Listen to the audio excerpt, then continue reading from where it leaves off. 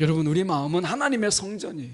그런데 오늘 하나님의 성전인 우리 마음에 다른 우상들을, 내가 추구하고 욕망하고 하는 것들을 내 마음에 두면 그게 하나님의 성전을 더럽히는 것이고 거룩을 훼손하는 것이다 라고 하는 거예요. 나의 욕망을 숭배하는 거예요. 하나님의 성전인데 내 마음의 어떤 육체적인 욕망을 통해서 내가 그를 숭배해요. 내 욕망 앞에 내가 엎드려요. 절해요. 이 욕망이 이루어지기를 간구해요. 그러면 그게 하나님의 이름을 더럽히는 것이다 라고 하는 거예요. 욕망을 바꾸세요. 하나님을 갈망하세요. 예, 하나님의 일을 성취하기 위한 소망을 가지세요. 오늘 한 주신 말씀은 우리 에스겔서의 말씀입니다. 에스겔 우리 43장 6절에서 9절까지 말씀. 우리 하나님 말씀으로 보실 분들은, 우리 성경으로 보실 분들은 구약성경 1220쪽의 말씀입니다. 6절로 9절까지 제가 봉독해 올립니다. 성전에서 내게 하는 말을 내가 듣고 있을 때에 어떤 사람이 내 곁에 서 있더라. 그가 내게 이르시되 인자야 이는 내 보좌에 처소 내 발을 두는 처소 내가 이스라엘 족속 가운데에 영원히 있을 곳이라. 이스라엘 족속 곧 그들과 그들의 왕들이 음행하며 그 죽은 왕들의 시체로 다시는 내 거룩한 이름을 더럽히지 아니하리라. 그들이 그 문지방을 내 문지방 곁에 두며 그 문설주를 내 문설주 곁에 두어서 그들과 나 사이에 겨우 한 담이 막히게 하였고 또 그 행하는 가증한 일로 내 거룩한 이름을 더럽혔으므로 내가 노하여 멸망시켰거니와 이제는 그들이 그 음란과 그 왕들의 시체를 내게서 멀리 제거하여 버려야 할 것이라. 그래야면 내가 그들 가운데 영원히 살리라. 아멘. 오늘 말씀 가지고 버려라 그리하면 살리라. 버려라 그리하면 살리라 라는 제목으로 함께 말씀을 나누기를 원합니다. 오늘 말씀은 에스겔의 이러한 말씀인데 에스겔이 좀 어렵죠. 아마 에스겔을 읽어보신 분들은 그 환상과 또 여러 가지 보여주는 상징어들 이런 것들로 인해서 굉장히 에스겔이 좀 어렵다 이렇게 느껴질 거예요.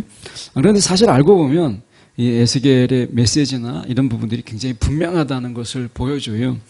우리가 제목처럼 우리가 말씀을 살펴보겠지만 제목을 보면 버려라 그리하면 살리라 라고 하는 말씀이 있습니다. 골로새서 3장 5절의 말씀을 현대인의 성경으로 보면 이렇게 말씀합니다. 그러므로 여러분은 땅에 있는 육체의 욕망을 죽이십시오. 육체가 원하는 욕망 이게 있죠. 음란과 더러운 짓과 정욕과 악한 욕망과 지나친 욕심을 버려야 합니다. 욕심 없는 사람이 어디 있어요? 우리가 나이가 들어도 세월이 가도 우리가 이것저것 원한 부분이 깎인 그 나이가 드신 분도 우리가 노욕이라 나이가 드신 가운데서도 욕심이라는 게 있다는 것. 그 노욕을 놓지 못함으로 인해서 마지막이 추한 그런 인생도 있잖아요. 그래서 욕심이라고 하는 거, 욕심이 없는 사람이 어디 있어요? 그런데 성경에서 말씀하시는 것이 무엇이냐면 지나친 욕심은 우상숭배라. 인간에게 욕심이 있어요. 그런데 욕심을 버려라 라고 하기보다 욕심을 바꿔라 라고 하는 것이 성경의 사실 말씀이에요. 우리가 욕심을 내는 것은 하나님을 욕심내고 내가 하나님 나라를 욕심내고 하나님을 경험을 욕심내고 하나님의 사랑을 욕심내는 거죠. 육체의 욕심이 아니라 영적인 욕망 이것을 갖는 거죠. 하나님을 내가 더 경험하기를 원하고 우리가 더 깊이 하나님을 체험하기를 원하는 것. 내가 하나님을 더 깊이 알아가는 것. 그래서 사실은 우리가 욕망을 버리라가 아니라 욕망이 없는 사람이 없어요. 욕망을 버려라가 아니라 욕망을 바꿔라. 육체적인 욕망이 아니라 영적인 욕망을 갈급하고 갈구하라 라고 하는 것이죠. 그래서 우리가 육체적인 욕심은 우상이다. 우상으로 연결되더라는 거예요. 여러분 왜 우리의 육체적인 욕심이 우상 숭배와 연결되는가 라고 하는 부분입니다. 자, 누가복음의 말씀에 보면 누가복음 14장 33절에 보면 이와 같이 너희 중에 누구든지 자기의 모든 소유를 버리지 아니하면 능히 내 제자가 되지 못하리라. 소유. 인간의 욕심 중에 가장 본능적인 욕심이 있다면 내 것으로 삼는 것. 사랑도 우리는 소유로 생각하죠. 이건 넌 내 거야 라는 거예요. 소유의 개념으로. 그래서 인간의 욕심은 모든 것을 소유하려고 하고 내 손아귀에 쥐고 내 마음대로 흔들고 내 마음대로 쥐고 잡으려고 하는 이런 욕심이 인간에게 있어요. 결국 우리가 이 인간의 욕심, 내 것으로 만들려고 하는 것의 궁극점은 이 신도 하나님도 내 손에 내 것으로 만들고 원하는, 그래서 내 마음대로 하고 싶은 이 욕심이 우리 가운데 있죠. 여러분, 인간의 소유의 욕심은 끝이 없어요. 하나를 가지면 열을 가지고 싶고 열을 가지면 백을 가지고 싶은 게 인간의 욕심이에요. 그래서 성경은 우리 가운데 하나님이 어떤 분이시냐, 우리의 이 wants, 원하는 것, 우리의 이 wants는 우리가 해결되지 않아요. 끝이 없어요. 하나님은 우리 가운데 needs, 우리가 필요한 것들을 채우시는 하나님이지 우리의 원하는 그 wants를 하나님께서 채우시는 분이 아니다 라고 하는 거예요. 우리 끝없는 욕심을 우리가 하나님께서 채우시는 그 하나님이 아니라 우리의 필요, 우리의 니스를 하나님께서 채우시는 하나님인 것을 말씀하세요. 여러분, 우리 가운데 하나님의 뜻을 따르고 우리가 순종하는 데 필요한 것들을 구해보세요. 하나님은 우리의 필요를 넉넉히 채우시는 분이세요. 그런데 우리가 원하는 것, 우리가 바라는 것, 우리의 욕망을 채우려고 하는 것, 그것은 하나님이 채우지 않으세요. 그런데 우리의 기도가 혹시 정말 우리의 필요를 채우기를 원하는 기도인지, 우리의 욕망을 채우고자 하는, 우리의 원함을 채우고자 하는 기도인지를 먼저 보라 라고 하는 것이죠. 그래서 우리가 누가복음에 14장 34절 35절을 이어서 보면 소금은 좋은 것이다. 소금은 좋은 것이다. 그러나 소금이 짠 맛을 잃으면 무엇으로 다시 짜게 하겠느냐. 그것은 땅에도 거름에도 쓸모가 없어서 밖에 내버려진다 라고 말씀해요. 소금의 짠맛과 너희의 모든 소유를 버리지 아니하면 능히 내 제자가 되지 못하리라. 이 말씀이 바로 이어서 소금은 좋은 것이다 라고 나와요. 말씀에 연관성이 없어요. 지금 모든 소유를 버려라, 그래야 내 제자가 된다. 그런데 소금은 좋은 것이다, 소금이 짠맛을 잃으면, 이렇게 돼 있어요. 이것을 묶어서 생각해 보면 우리의 욕심이 우리의 본질, 그 소금의 짠맛을 잃어버리는 것처럼 우리의 본성과 우리의 본질을 잃게 만든다라고 하는 거예요. 하나님은 분명히 우리가 목적이 있어서 우리를 지으셨어요. 그것은 하나님과 깊은 사랑의 교제를 위해서 우리를 지으셨어요. 우리를 존재케 하신 하나님의 분명한 이유도 있어요. 하나님을 기뻐하고 하나님과 함께 기뻐하며 이 기쁨이 하나님께 영광이 되는 이러한 삶으로 우리를 부르셨어요. 하나님과 벗하며 하나님과 즐기며 하나님과 깊은 사귐이 있는 삶으로 우리를 부르셨어요. 그런데 하나님과 사귐보다는 세상을 더 많이 사귀고 세상을 벗하며 세상과 가까이 하는 것, 이것이 우상이라는 거예요. 우상은 결과적으로 하나님으로부터 우리를 멀리 떼어내요. 하나님과 멀어지게 해요. 하나님과의 거리를 멀어지게 하죠. 그래서 하나님이 말씀하시는 게 모든 소유를 버리라. 소유를 버리라. 소유가 있으면 하나님은 항상 두 번째예요. 내 소유가 가장 첫 번째예요. 인간의 소유는 모든 것을 두 번째로 만들어요.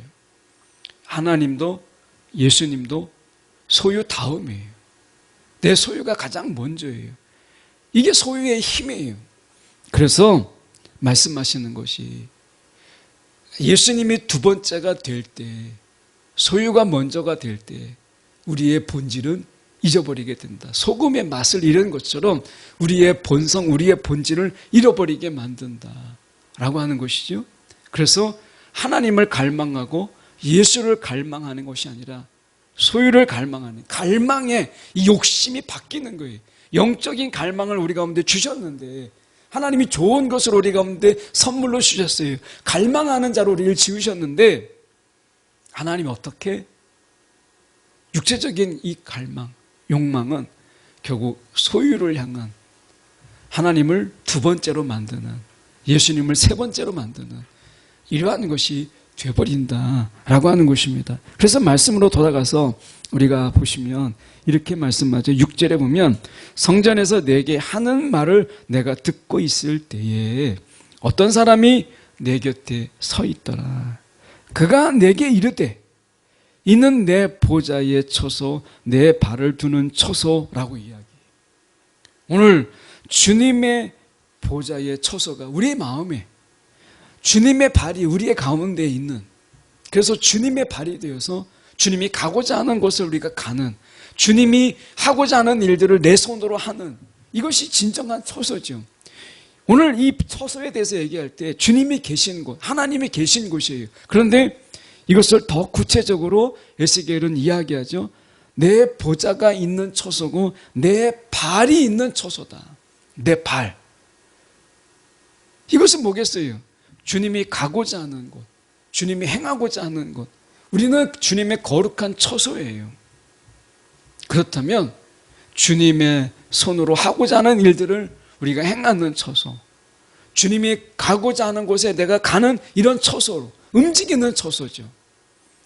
성전이라고 하는 것은 주님이 계시고 사람들이 가는 곳이라면 오늘 주님이 우리 마음 가운데 거하시는 처소 된 것은 움직이는 처소, 행하는 처소, 이것이 다르죠. 여러분, 그래서 말씀하시는 게 이런 거예요.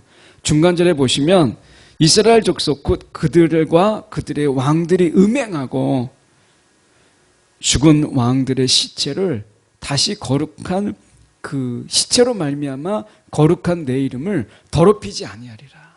이렇게 얘기했어요. 아프리카에 가니까 이 아프리카에 가면 어떤 것이냐면 Living Dead God라고 하는 것을 쓰더라고요. Living Dead God. 이게 뭐냐면 사람이 죽어요. 죽으면 3년이 지나면 왜 3년인지 모르지만 3년이 지나면 그 죽은 사람이 신이 돼요. 이런 아프리카 신앙이 있어요. 토속적인 신앙이 있습니다. 어떤 근거가 없어요. 아프리카에서 있는 토속적인 신앙이에요. 우리나라에서 이 샤머니즘, 토속적인, 무속적인 신앙. 이번에 우리나라에서 갑작스러운 일이 일어남으로 인해서 새롭게 외국에서 조명하고 있는 게 우리나라의 샤머니즘이에요. 예. 정치 지도자가 손에 왕자를 새기고 그리고 이 국정의 중요한 부분들을 이런 무속인들에게 묻는 것을 보고 한국의 샤머니즘을 다시 연구하기 시작했어요. 불교가 있고 도교가 있기 전에 이미 한국의 깊은 뿌리는 이런 토속적인 신앙, 그 속에는 무속적인 신앙, 이 샤머니즘이 있다. 제가 대학 때 예수 만나고 한국의 종교라고 하는 것을 브리테니커에서 이렇게 본 적이 있어요. 근데 그때 당시에 브리테니커에서 한국의 신앙을 뭐라고 얘기했냐면 한국은 무속적인 신앙. 이렇게 한국 신앙을 정의를 내렸더라고요. 제가 마음에 굉장히 반발이 있었어요. 왜 기독교가 아니냐? 왜 불교가 아니냐? 우리는 민족의 어떤 민족 불교, 민족의 기독교 뭐 이런 얘기를 하는데 외국에서 볼 때는 우리나라는 여전히 샤머니즘이 가득한, 그래서 샤머니즘적인 기독교, 샤머니즘적인 어떤 불교를 보세요. 원래 불교는 이렇게 우리 가운데 이 뭔가 점을 치고 무속적인 부분 속에서 이렇게 하지 않아요. 근데 한국의 불교를 보면 굉장히 샤머니즘적인 요소가 가득한 이런 불교의 변질을 보잖아요. 그럼 기독교는 안전하냐? 아니죠. 여러분, 기독교 안에도 굉장히 토속적인 이런 샤머니즘적인 요소가, 무속적인 부분이 굉장히 많이 들어와 있어요. 여러분, 이것을 우리가 분별할 수 있는, 그래서 우리가 순수 복음으로 나아가는 것이 중요한 거예요. 그런 의미에서 본다면 지금 이스라엘의 이런 신앙은 변질되었다. 그들의 왕, 아주 힘이 있는 왕, 그리고 뭔가 이름을 날린 그 왕들을 그들이 섬기는 거예요. 산당이라고 하는 곳이 있었어요. 이스라엘에게 마지막까지 버리지 못했던 산당. 이 산당에서 행하는 것이 무엇이냐면 굉장히 음란한 신앙을 가지면서도 그들의 힘 있는 이 왕을 신으로 섬기는 이러한 그들의 이 어떻게 보면 뿌리 깊은 신앙이 그들 속에 있었다라고 하는 거. 우리나라 유교도 보면 유교는 종교가 아니다 이런 이야기를 하지만 제가 읽은 논문을 보면 유교는 분명히 종교다라고 하는 거예요. 유교는 종교다. 그래서 조상의 신을 섬기는 분명한 유교는 윤리 도덕이 아니라 이건 신앙이다 라고 하는 논문을 본 적이 있어요. 굉장히 공감했어요. 여러분, 제사를 드리는 가운데서 제가 그 제사 드리는 가정에서 이렇게 친척이 그런 제사를 드리는 그런 가정이라서 제가 제사에 참여한 적이 있어요. 우리가 밥 숟가락 딱딱 놓고 국그릇 놓고 그리고 젓가락 숟가락 딱 하면서 딱 놓지요. 그리고 문을 딱 닫아요. 조상의 이 영이 와서 밥을 먹는 시간이라서 방해하지 않기 위해서 문을 딱 닫습니다. 그리고 제사 드리는 사람들은 밖에서 기다려요. 어느 정도 시간이 지나면 다시 딱 와서 국그릇을 바꾸고 밥그릇을 바꿔요. 드시고 가셨다는 거죠. 영적인 존재가 와서 식사를 하고 가셨다라고 하는 거예요. 종교입니다. 그런 의미에서 우리가 이 조상을 잘 섬기면 내가 잘 된다. 조상을 잘 모시면 내가 부자가 되고 내가 형통한다라고 하는 아주 신앙적인 요소가 굉장히 뿌리 깊이 있다는 거예요. 이게 이스라엘도 있었어요. 인간의 본성 속에서는 죽은 자를 향한 이런 숭배의 심령이 우리 가운데 있다라고 하는 것입니다. 그래서 8절의 말씀에 보면 그들이 문지방을 내 문지방 곁에 두며 그 문설주를 내 문설주 곁에 두어서 그들과 나 사이에 겨우 함담이 막히게 하였고, 이게 무슨 말인가 라고 하는 거죠. 두 가지로 볼 수 있어요. 하나는 그들의 자신들의 우상의 신절, 솔로몬이 이 다윗이 세운 예루살렘, 거기에 하나님의 성전을 우리가 솔로몬을 통해서 지었잖아요. 근데 솔로몬이 하나님의 성전만 지은 게 아닙니다. 솔로몬은 많은 우상의 신전들을 예루살렘에 지었어요. 하나님의 성전의 터에 우리가 우상의 신전들을 지었어요.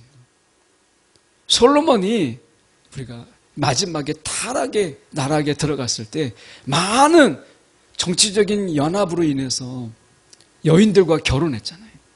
당시에 정략적인 결혼이 결국 후궁을 맞이하는 것이거든요. 그래서 이 솔로몬은 많은 후궁들을 거느렸어요. 근데 이 결혼이, 정략적인 결혼이 문제가 무엇이냐면 한 여인이 이제 후궁으로 와요. 그러면 거기에 딸린 신상들을 가지고 왔어요. 그래서 예루살렘 안에, 이 예루살렘 하나님의 성전 안에 많은 신전들이 생기기 시작했어요. 솔로몬은 하나님의 성전만 지은 게 아니라 이런 우상의 신전들을 지었어요. 그래서 우상의 신전을 바로 내 성전 곁에 세워 담 하나 사이에 두고 더러운 일을 행하고 음행하는 이런 종교적인 일들을 그들이 한 거죠. 그래서 하나님의 거룩한 이름을 더럽혔다. 하나님의 땅을 더럽혔다 라고 하는 거예요. 여러분, 솔로몬이 왜 무너졌어요? 하나님의 성전만 지은 게 아니라 우상의 신전을 같이 지었기 때문에 그는 타락한 자가 되었어요.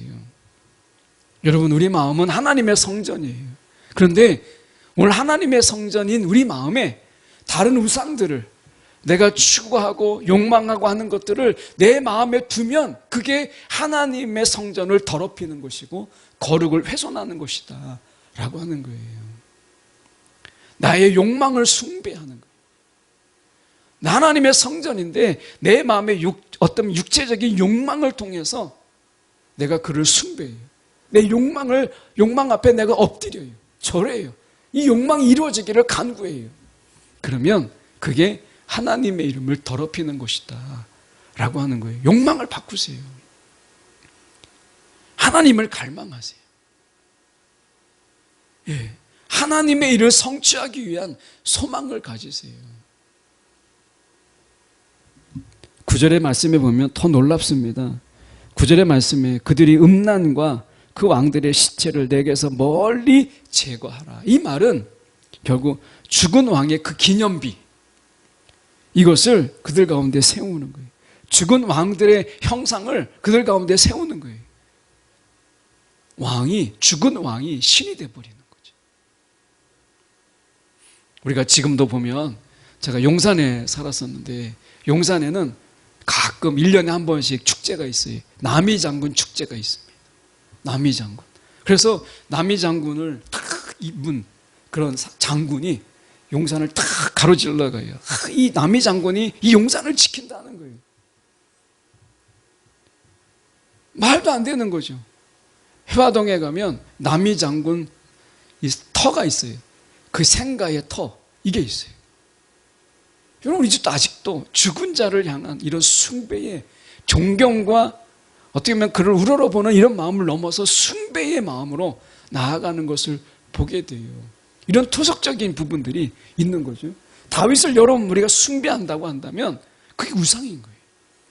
여러분, 다윗은 우리와 똑같은 성정을 가진 인간이에요.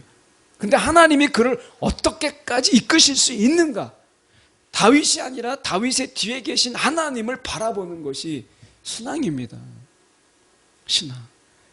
여러분, 베드로를 바라보고 와 대단하다가 아니라 그런 베드로, 의심이 많은 그 베드로를 하나님께서 어떻게 믿음의 사도로 세우셨는가, 그 하나님을 바라보는 게 우리의 신앙의 목표예요.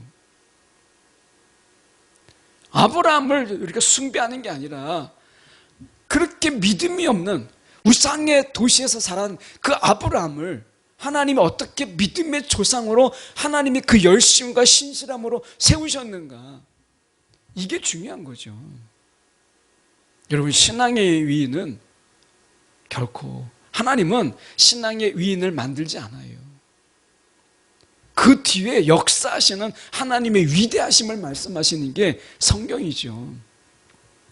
그래서 여러분, 우리 가운데 이렇게 말씀하시는 거예요.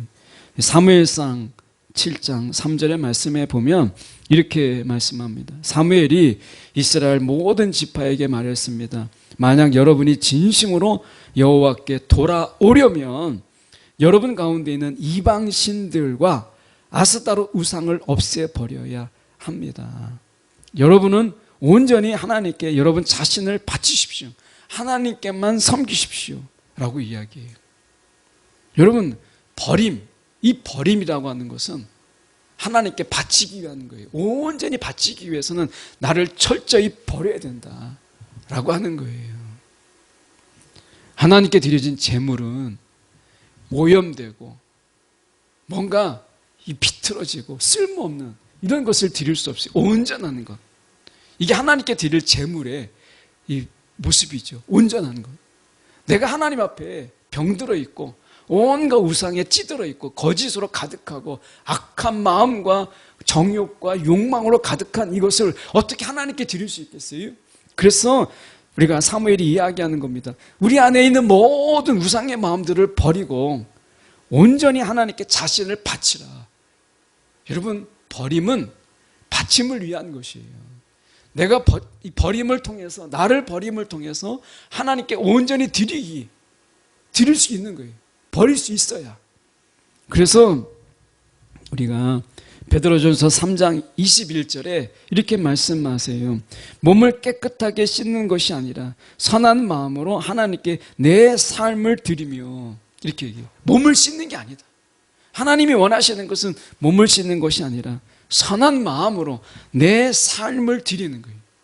우리의 삶을 하나님께 드리는 거예요. 인생은 한 번이잖아요. 근데 우리의 삶을 하나님께 드리는 거예요. 정결하게 살기를 약속하는 것이죠. 이게 하나님이 우리 가운데 원하시는 것이다 라고 하는 거예요. 여러분, 고린도서 13장 6절에 우리가 버림받은 자가 되지 아니한다.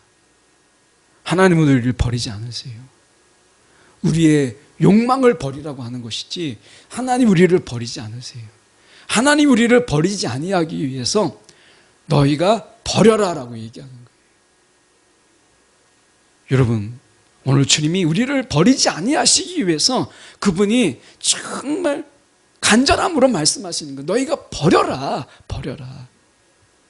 버림을 받지 않기 위해서 버려라 라고 말씀하시는 거예요. 오늘 주님 안에서 내가 버려야 될 것이 무엇인가?